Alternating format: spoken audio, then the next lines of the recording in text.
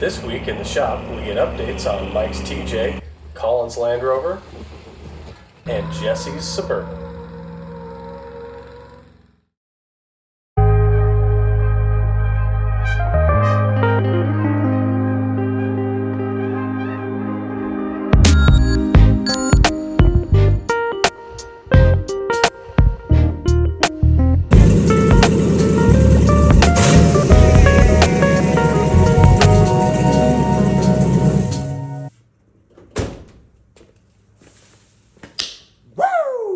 Hey, what's up everybody? My name's Mike. I'm going to be doing a quick walkthrough on what we did today in this video. First of all, I want to shout out to Sean. Thanks for coming by and helping me with the wiring. If you know me, you know that I am not good at wiring. I am unfortunately constantly in fear of burning down my vehicle, my build, all that stuff, because I just don't understand it. I can put a piston in a motor, I can build all kinds of other stuff, I can swap axles and do a little bit of fabrication here and there, but once you get to wiring, I just mess it up regularly enough. So Sean came over and graciously gave me a hand. I'm very thankful for that. Well, you have a trick? There's a bunch of tricks to it. Okay, what's the trick? Okay. First one is, don't use that, use these. Just as a quick update, we were given the shit show TJ an ARB air locker. Came in an axle I purchased, so I went ahead and found my air compressor that I was already using. It was a really good system, but I hard mounted it so that it's no longer transferable between vehicle to vehicle, and then I hard plumbed everything, so now I have air directly to my locker. But I also left a chuck so that I could still air up my tires and all that stuff off of it. It's the 400p automatic from Viair, I believe. It's a great compressor. I've never had any problems with it. Now it's hardwired on a relay and all that jazz. Went ahead and ran our switches into the original location in the dash where I used to have my rear window wiper and defroster switches.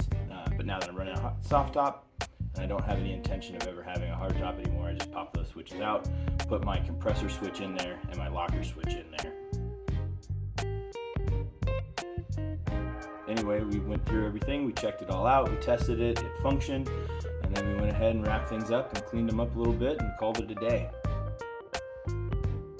Towards the end there, we were having some issues because I didn't understand how relays work. So I was trying to run a relay completely ungrounded. It turns out you can't do that, hence why I invite Sean over, because he helps me with all that stuff. And then we got that all dialed in, and as soon as we had that, it was on switch, it was perfect, it worked like it was supposed to. My compressor holds air like I like, so we're looking pretty good there. So thanks everybody for swinging by, and thanks for taking a look. Talk to you next time. Hello there. I'm the idiot with the Land Rover, and today I'm throwing some new shocks in the back because I had been getting some noises back there, and by the time I found what it was far too late. So this here is the drop mount for my shocks in the back from SGC Offroad. It's a 2-inch drop mount to go with the 2-inch bag or coil spacer lift, and it's busted. So rather than getting another one to replace it, I figured it's a good opportunity to just remove those entirely and upgrade the shocks as well while I was at it. So what I was running in there were these Bilstein 5100s. I mean, for the price, I don't know that you can beat 5100, but why not make it a little better? So what I went with was the Fox 2.0s with remote reservoirs, and I'm looking forward to seeing how those ride in comparison.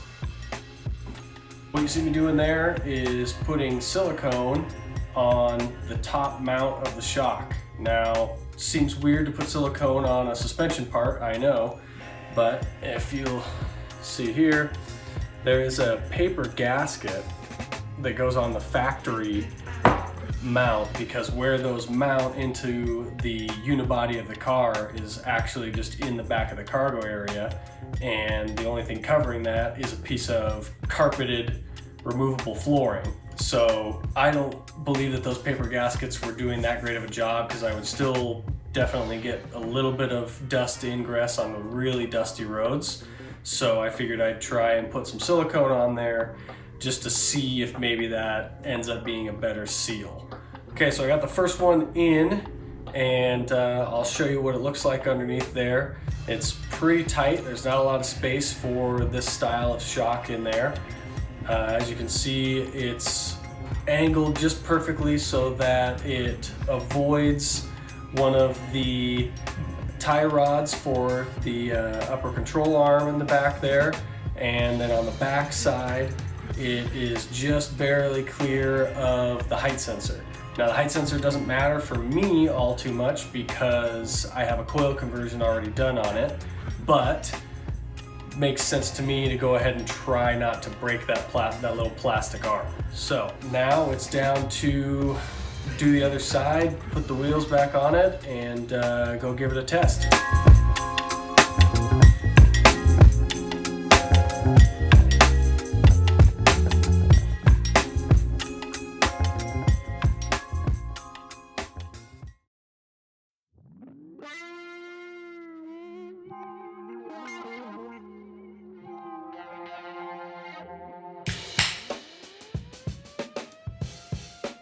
Hey everybody, Jesse here, Campfire Passport.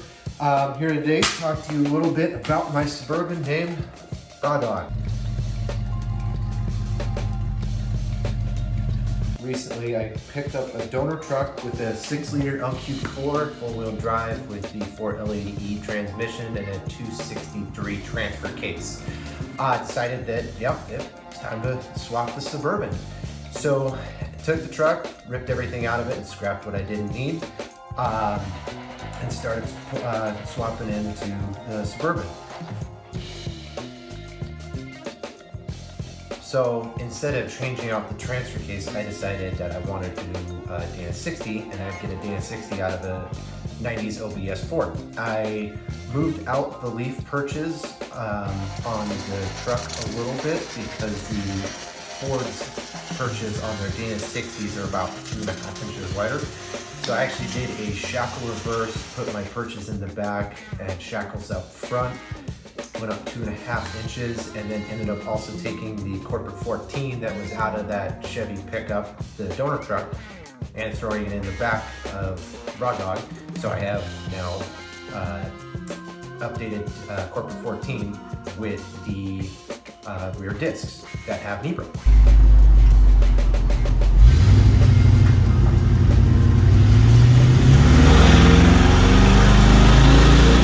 Now I have a 76 square body that has a motor and trans that has less miles on it than my 18 Tacoma pickup. I think the hardest part of the whole project was that it was outside. We were all in the front yard and the driveway. So yeah, that about wraps it up for what I've done so far through the build. Got a long way to go. Come a long way, but definitely still have a long way to go. So keep following us. Colin's got a lot of cool content coming out for you, a lot of cool adventures, a lot of other guys out here doing a lot of cool builds that we're gonna keep following. So hit the like, hit the subscribe, and I'll see you next week.